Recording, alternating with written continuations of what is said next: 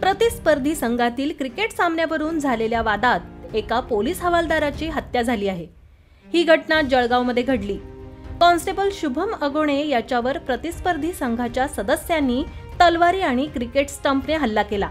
या प्रकरणी 3 जणांना अटक करण्यात आली आहे। 12 जणांविरुद्ध खून आणि खुनाचा प्रयत्न यासह विविध गुन्ह्यांसाठी FRI नोंदवण्यात आला आहे। सहाय्यक निरीक्षक सागर ढिकले म्हणाले, मिळालेल्या माहितीवरून कारवाई केली आहे।